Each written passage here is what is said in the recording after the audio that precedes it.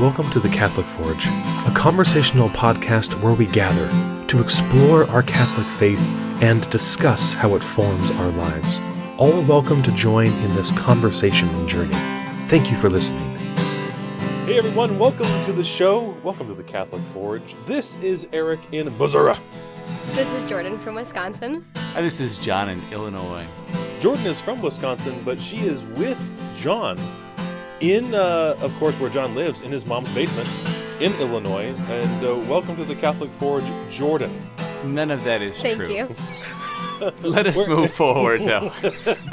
Let us move forward. You talked about how good your mom is in the Spiritual Heroes episode. She's so good, she lets you record in her basement. That's how good John's mom is. Thank you, John's mom. Yeah, I live in my mom's basement. So that's not true. That's not true. Now, I have my own house. Jordan is an important figure in the Catholic Forge lore, John, because it was during a marvelous long car ride to New York City that Jordan was among the first to hear the genesis of the Catholic Forge in our maiden voyage episode, the one that was never heard by the public. And so she has been connected to the project for a long time, and so it's wonderful to have her on the show now. I wouldn't say full circle, but anyway, welcome. Now, to get right to business, Jordan, with every guest, it doesn't matter who, we ask a question, a very important question. And here's the question. He got asked the same question. He didn't answer very well. Here it is. No. If you, Jordan, could have one superhero ability, an ability common to superheroes, just one, which one would you choose and why? I would love the ability to fly, because then I could go to all of the places I've always wanted to go. Like what places? Like Assisi and Rome. So if you could fly, how fast do you imagine yourself flying to go to these places? I would fly very fast. Like of Iron course. Man fast. Yes. Like was it what John? What was the one that broke the SR-71, the black marvelous secret plane? That one, really fast. Okay. I'm not going to bother with all the modifying questions, but I am always very curious to see how she would answer. Well, there you have it. I think, has everyone said? No, not everyone has said flying. Most of us have said flying. Those of us that have any good sense have said that we would want to be able to fly. Father Ken Geraci would take umbrage with that, sir. Do you know, if you can believe it, Sister Paula Marie down there in Nashville, Father Ken visits the Mother House there with the Fathers of Mercy, and he has heard Sister Paula's confession. So there you go. He's not supposed to share that. How would you know that? How you can't talk about this? I think she told Tori in a letter, as I recall, because she said, "Is he the one that looks like he's off of like CSI or Law and Order or something like that?" And I said, "That's the one." So yeah, because anyway, John, please, you're with our guest to take us into this, the big life questions. Absolutely. We were discerning about this topic for quite a while and what we wanted to talk about. And we have wanted to touch on this idea of discernment, which is a term we probably shouldn't use much more because it's very meaningless to most people. But like exploring what does God want from our life. And we originally, I think, were thinking about with the religious life. But then we started thinking, there are people everywhere that are trying to discern what God wants from them. And that was something big in I can remember all through high school, or at least at the end of high school and through college, being like, God, just tell me what you want me to do, and I will happily do it. Just tell me. And I think that that's a common thing for us. I mean, we all really want to do what God's will is, but how do we know? And so that's what we're going to explore today is that, and Jordan is a unique perspective on this as a person that's really gone through an intensive discernment process recently, and is still in that process. But before I say anything else, Jordan, why don't you just go ahead, introduce yourself, and what do you want to tell us about like your life story that relates to the topic? My name is Jordan Roth. So my story began when I wanted to learn more about the Catholic faith, and so I approached John Jelinek here, who had been the youth minister at Holy Apostles at the time, and there was this retreat that the Rockford Diocese was putting on, and it was a vocations camp, and I asked him if this would be a place for me to learn more about the Catholic faith, to which he argues and says that that wasn't how the conversation happened. But that's how I remember it in my mind. Okay, all right. And so I hold to it. And so he encouraged me to go on this retreat, and I did. And I remember when I was there, all of these religious sisters kept saying, "You're going to be a nun, you're going to be a nun." And I annoyingly was thinking, "No, I'm not. Thank you very much." Sure. It's a pretty strong statement to tell someone that they're going to be a nun or that they're going to be some religious life. Right. Yeah. And so I was just very convinced that the Lord is calling me to marriage, and religious life, even the thought of it wasn't even on my mind. And so, oddly enough, after that vocations camp, a couple years later after that is when I initially felt the call to discern religious life. And so that put me on a catalyst of really discerning religious life for about 5 years, which ultimately led to me entering the Franciscan Sisters of the Renewal out in New York, which then, after a lot of continued discernment, because that is what life is all about, a continuing discernment of God's will, really felt the Lord inviting me to leave. And so on August 4th, I discerned out of religious life and came back home and have continued to ask the question. Yeah, you began a whole new discernment process. Where do you go? And it's such a phenomenal story, and it was really neat. Eric and I were both there, part of that. We got to watch you go through that, and it was a really beautiful thing, because it was really neat to see somebody who truly take to try to seek out what God's will was for their life and being okay with whatever that was. If this is where you're calling me, good. If this is not where you're calling me, good. And that's a unique thing, because so often when I pray to God and I say, well, what do you want me to do? I then follow that up by, what do you want me to do? Because I have this thing that's really great if you don't have any other plans for me. I've got something else that I'm asking him. Yeah, right. Well, could you really make it this, God? If it's your will, make it this your will.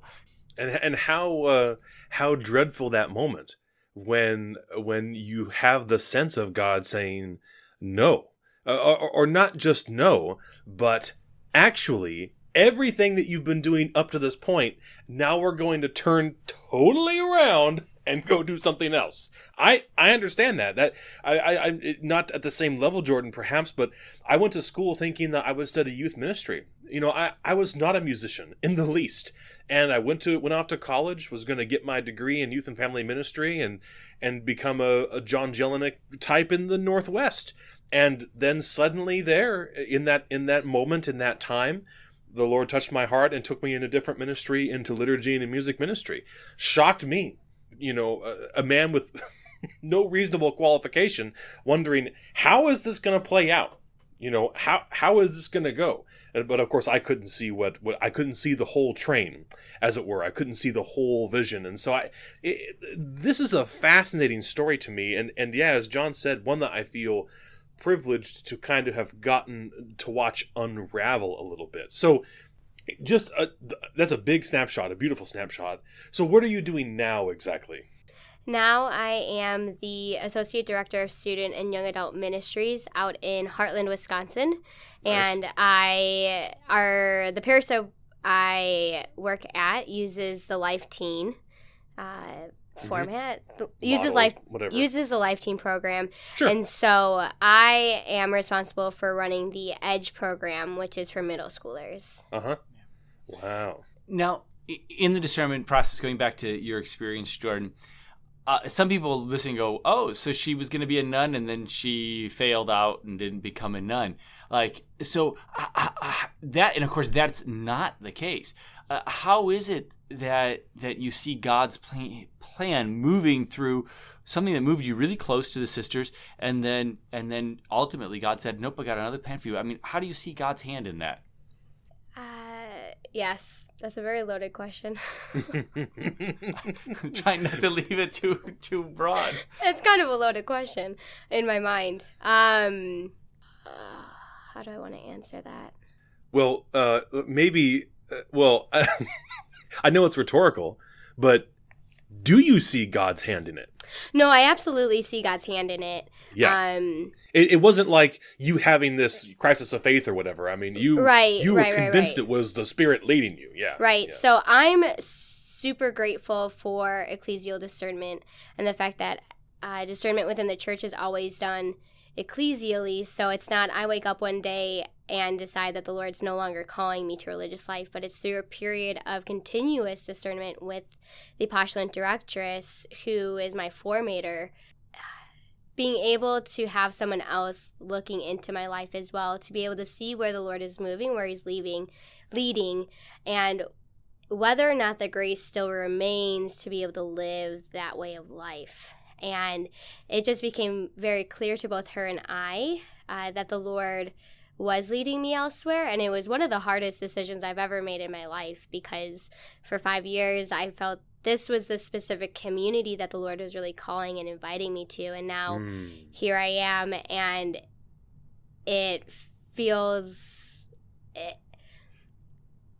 And here I am now with the Lord asking me to do something else. And what is good to know and to keep in mind is the fact that the Lord has always been the one leading. And so knowing that and trusting that, and it's been really beautiful to see his leading and his guidance continuously, but also just even reflecting a lot recently on how the Lord blessed my yes to enter the convent and how he has really blessed my yes to leave.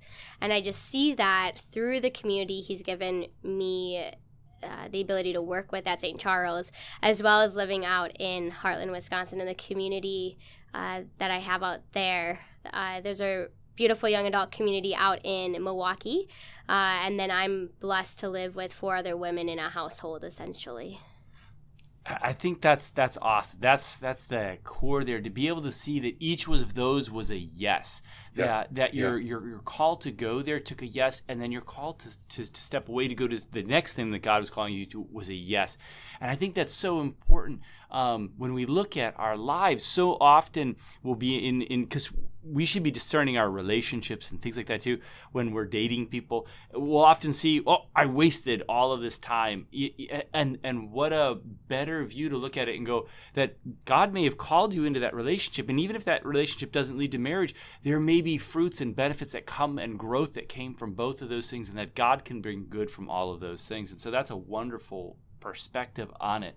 And also that sense, not only in what you're saying, Jordan, but I think that we all know that, I don't mean this is bad marketing for the faith, but anyone who's lived it knows it's true, that every yes to God is a cross, in whatever form or shape it may take, whatever weight it may bear upon the soul. Every time we say yes to Jesus is a gesture of discipleship to him, in so taking up the cross of suffering. And so going into to that community in New York, I'm sure was a cross of its own kind.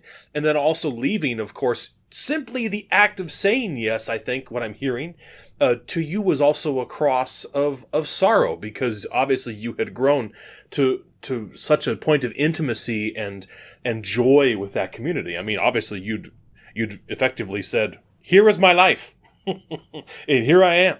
And so this also is just a remarkable part of not only your story, but all of our stories, seeing how even in the challenge of yes, that God still takes us to a new and exciting and really wonderful place that we might not always see, but it is there in faith's future. That's where this leads, because some people are going, well, I'm not going to become a Franciscan sister, so what does this podcast have to do with me? And of course, right.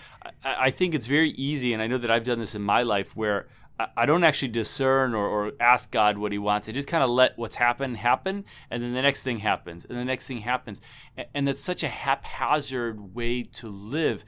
And so this process where we're asking God, what what do you want in my life and how do I fulfill your will is something that we need to be doing every step of the way as we're exiting high school, as we're exiting college, as we're in all of those processes. We need to be asking God, because God has a plan for us, whether it's to be religious or to be married or to be single or to even for our job and for the people that we're going to be friends with. God has a plan. And so I think that's where this discussion can help us as we do that.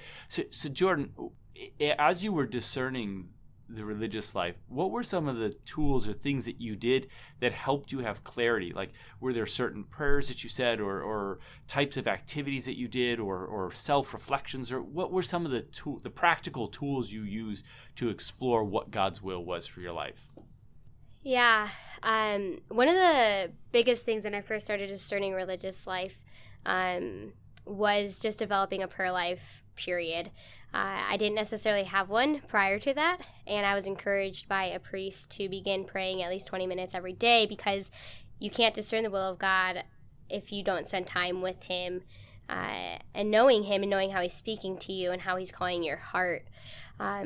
What also was really helpful for me was going and making a Eucharistic holy hour.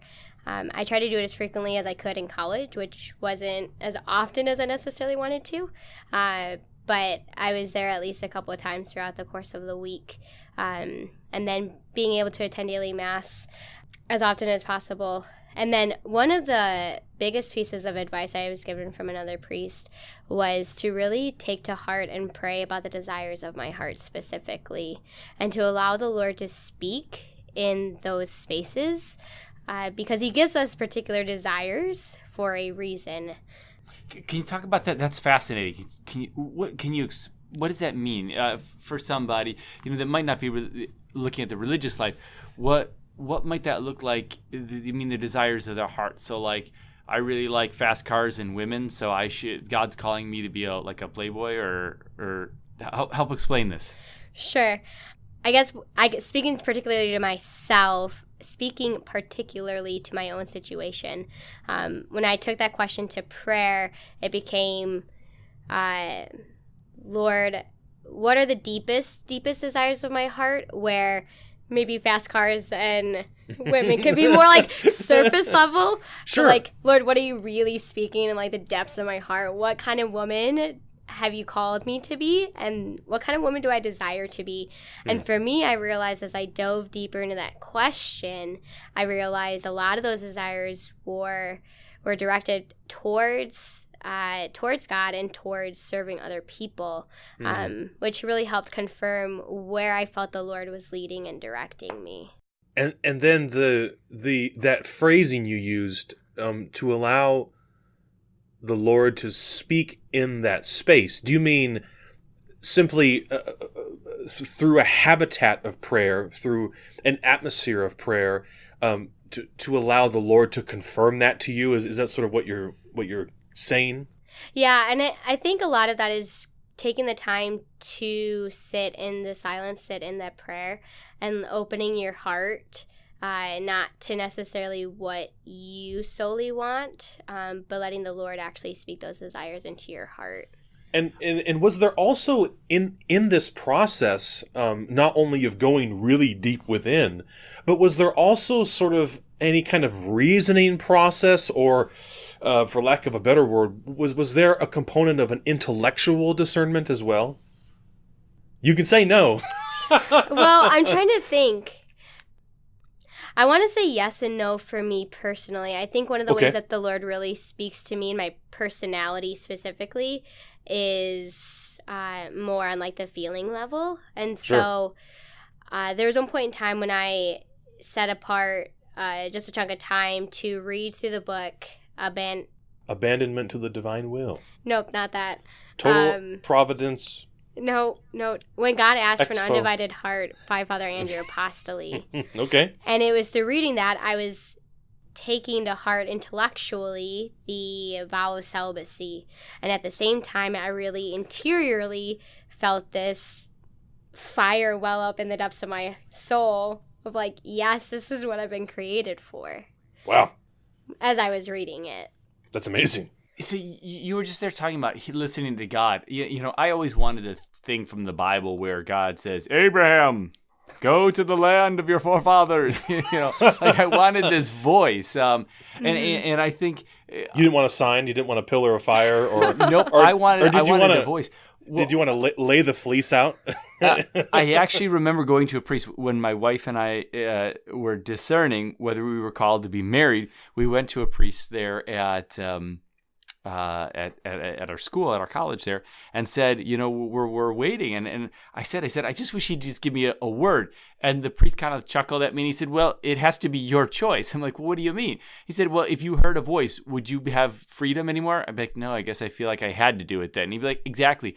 God wants you to have to own this decision. So when it's difficult, you can't turn around and go, well, you made me marry her. You know, that there was right. Yeah. You know, I mean, that was somewhat jokingly that he said that, but there is some truth to it too. But some people do, I think, they really feel that they hear a word or a voice. I've personally never had that experience either. I have it more through consolation. Later on, I actually remember I remember on the wedding day being like, I don't know if this is still what I'm supposed to do. And it wasn't until after the marriage, I was actually sitting in the Adoration Chapel. It was like 3 or 4 months later, and I had this great overwhelming wave of consolation come over me. And it was like, you know, you've done well. This is what I was calling you to. And I got this great sense of consolation, but it was only after I had to stick my neck out and make the choice. Of course, Cecilia and I didn't ignore all the other discernments. We did discernment. We prayed together. We did all kinds of stuff like that too. But the real voice, or the real feeling I got was later on. It was much afterwards, after I had already said the yes. And it was like, I remember being so pleased with it because it was like God saying yes, you know, and embracing me, and then also going, you couldn't have done this a little earlier. Sure. But sure. What about you, Eric? So we're not, it sounds like Jordan and I are both not loud booming voice from the sky kind of people. What about you? Well, I'm thinking of course, all of those scenes in movies and TV shows, you know, fists to the air, show me a sign, or if you're out there, show me, or something like that. And of course, they seem laughable to us because we, having some sense of familiarity with the evidence of divine revelation from Scripture, know that that's not how it goes all the time, although it does happen. And so we kind of shrug at that and say, oh, well, whatever. You know, they're making fun of the Bible or whatever it is. But this is a real position that people take in their hearts, where they are desperate for some sense of direction. Anything. They would take anything they could get. And I think to that degree, I don't depend on the spectacular. Not that I wouldn't mind a light show or something, you know, like from Stranger Things or whatever it is. Or lightning, like in the Last Jedi. Of course. Absolutely. The reason I asked Jordan that question about reasoning intellectual discernment is because I think I take part in that somewhat as well. And for me, the challenge is to go beyond just my pondering, right? Where I'll just think about it. And then, well, that seems to be right. And then I move forward. You can logic it out, and logic isn't always...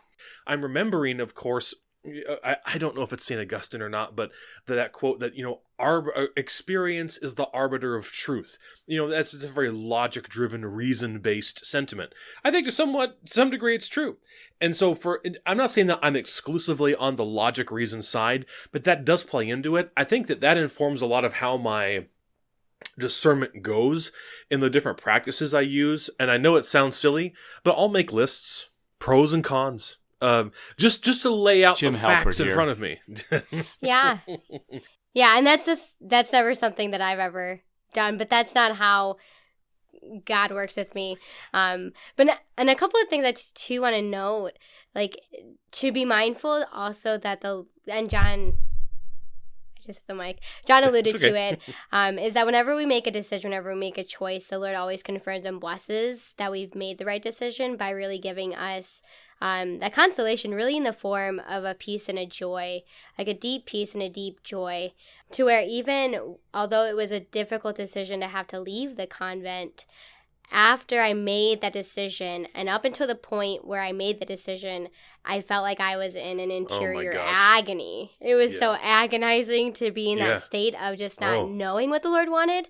But once I actually took the step to actually make the decision, that's when peace came. It must have felt, I mean, cloud nine, right? Yeah. I think it's an important discussion here because as you're out there listening to this, God speaks to each one of us in different ways. And as Jordan said so perfectly in the beginning, that prayer life is necessary because God is consistent in the way that he speaks to you too. And developing that prayer life is an important part of knowing how he's going to speak to you. Is it going to be through thunder flashes or loud voices or consolation of the heart or through logic, And so to be open to that and don't feel dismayed because you didn't get the kind of answer you wanted. God is answering you. We have to learn to listen. So, and equally important, I think, would be just that sentiment of if you're seeking an answer, there is one. And no, it may not end up being what you want, but there is an answer to your question. Will God give you direction? Yes. How you receive it is not only up to you and God knowing your heart, but it is up to your willingness to fight for it and to work for it. And we use those terms. We didn't say start a prayer life, but develop one. You can't just jump in and be at Jordan's level. That's as she said, that's a building process, starting and adding layers so that you are in a position in which you can really receive that message. You've got to, whatever, John, one of your space examples. You've got to turn the receiving dish so that it can catch the satellite feed. I don't know, John. You understand better than I do. Your telemetry is all wrong. But telemetry. But there's another thing too. I can remember when I was discerning. I actually on my way to school. I was in college. I'd be driving, and I was really open, and I said, God, help me. Actually, I often asked Mary to help me to know the will of her son, to do whatever he wanted. And so I'd ask Mary to help me to be open to the church if I was being called to the priesthood, to be open to my bride if I was being called to be a husband, and I just really kind of keep turning this over. But I always kind of hoped that she wouldn't say, you're being called to the priesthood. Right. This is something too that I know that even when I've talked with teens about discernment, and of course everyone thinks that means just to the religious life, and of course it doesn't. It's to whatever God is calling you to. But when we talk about that, I can see there's a hesitation. I don't actually want to get in a conversation with God about this because he might tell me to do something I will absolutely be miserable at. Jordan, you're laughing. I see you there. Do you have any thoughts on that?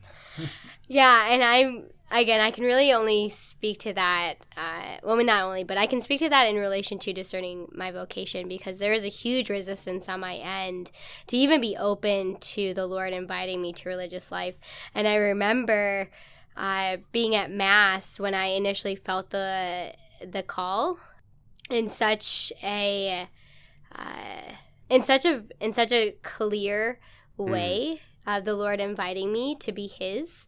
And I started tearing up, not because I was so joyful, but because I was sad, because I only saw this and what it meant I was losing, and I didn't have an accurate idea of what really religious life was. And so for me, it was, I can't do all of these things that might be on a bucket list in the future. I'll never be able to climb a 14er. I'll never be able to go visit all of these states or countries. A 14er is a 14,000-foot mountain in Colorado. You looked confused, Eric. Yeah. He doesn't know that there's an outside besides the cigarette tree. No. Is there more than one 14,000-foot mountain in Colorado? There's a lot of them. Oh. There's a lot of 14ers. And so it wasn't until I began to understand even more. But I remember I specifically said to the Lord, if this is what you're inviting me to, give me peace and give me joy so that I know that this is your will. Otherwise, remove this from me because I wasn't. And so God did call you to be part of this religious community for 5 years and to be part of that process. God was calling you there. And how would you say that were you miserable in that time that he was calling you to be part of that community? Not at all. No. Right. It was a joyful discernment. There were moments of difficulty and discernment, but I think discernment always kind of brings that about with it. But the more I continue to say yes in small ways, the Lord continued to bless that yes and continue to give consolation in the form of joy and peace. And that's really what I see, and I hear so often from people that also were resistant to the priesthood or some kind of calling. They're so resistant because they think they'll be miserable doing it. But the truth is, you were created for your vocation. And so it is the greatest possibility for your happiness. That if God is calling you to be a priest or a religious life or married, then that is where your greatest joy will be found. So, and fighting it will only cause you misery. And so turning yourselves over to what you were made for is really where we're called to be. And this is what we mean by abandonment, as we mentioned earlier. This complete, total, even in the eyes of the world, a reckless trust in the love and providence of God, which would seem... Isn't that what the scriptures say? Would seem foolish, to the eyes of the world. But to those who seek to really walk after Jesus, to follow after him, it is to bear his cross and to be so near to him that through joy or difficulty, we say yes continually. I love that. He blessed my yes. I love that. That's wonderful. So, Jordan, you and Eric had just mentioned some different resources that people might be able to use, different books or things. What would you recommend somebody that's in the process of discerning, whether it be the religious life or marriage or college or career? What are some of the things that they could read that might help? Yeah, a couple of good books that come to mind, not particularly related to religious life, are Abandonment to Divine Providence by Jean-Pierre de Claude. Oh, Ben knows who it is too. Let me hear. Excuse my clicking, clacking. I'll find out. Yeah. Oh yeah, I just forget. Okay, so Abandonment to Divine Providence, which is more about finding God's will in the day-to-day and recognizing that he is present in every single moment.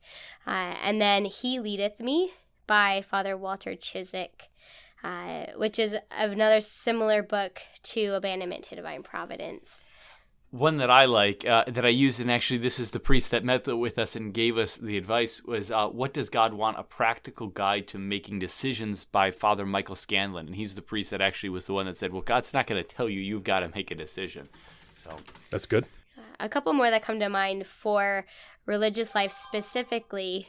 Sister Claire Matthias, CFR, just recently put out a book called Discerning Religious Life, which is what the title entails, discerning religious life specifically for women, since there's not a lot of materials written on that. And then And You Are Christ's by Father Thomas Dubé. Eric, you had mentioned one.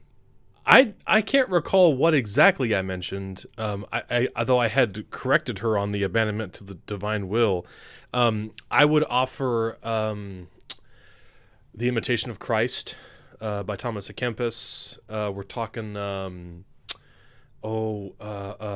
To Whom Shall We Go from Timothy Dolan, the Bible.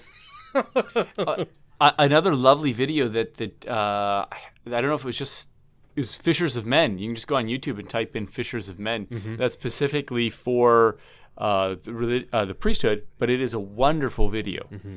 And the CMSWR put on, which is the Council of Superior Women Religious, I don't know. Anyways, but I can't remember what it's called right now, but they put on a DVD. Okay. No, hang on. Can we look this up? Yes, we can. What's it now? CMSWR DVD. For Love Alone. Yes. A film. The Council of Major Superiors of Women Religious put out a DVD called For Love Alone, which is a beautiful DVD that documents several religious communities and really walks you through and has them share piece of their own discernment. And we will have the links to the DVD and all of these books, if available, in the description video, or in the description of the YouTube video. And so you can find that. And of course, by clicking over there to Amazon, it'll shoot you out to all kinds of other resources. And so hopefully you can find something, to help you in that discernment process, to open your mind and spirit up to whatever God is thinking for you. So thank you for those resources, Jordan. That's very helpful. Thank you. Well, this has been the Catholic Forge. Thank you for listening. Thank you, Jordan, for joining us on this episode. Did you enjoy your time? I absolutely did. Thank you so much for having Wonderful. We even long ago, we wondered how we could get you on the show, realizing that it was going to be totally impossible at one point. But now it is not, and so we are grateful that we are in a position to enjoy you here. And so thank you for being here. And we'd like to close, as always, with a prayer and a blessing. May God the Father, God the Son, and God the Holy Spirit bless you, guard you, and lead you to eternal life. In the name of the Father, the Son, and the Holy Spirit. Amen. Thank you for listening to the Catholic Forge. We hope you've enjoyed this episode and will leave us a positive rating and review on iTunes, SoundCloud, YouTube. How about 5 stars for Jordan and for her courage being here? Did you enjoy the episode? Share it with some friends, won't you? Click that share button, get it out there. You can continue the conversation with us on Facebook and Twitter. If you have questions for Jordan, further questions about her discernment, hit us up there and we'll get them to her, and maybe she'll write back to you. I don't know if she will, but I bet that she would. And to get a hold of us, you can reach us at thecatholicforge@gmail.com. For more information regarding the podcast, visit our website at www.thecatholicforge.com. We especially thank our discerning wives, although I don't know that they discerned correctly to marry us. John, Tori did not do the proper discernment process. She got stuck with you. We thank them for their continued support of this project, and we thank you very much for listening.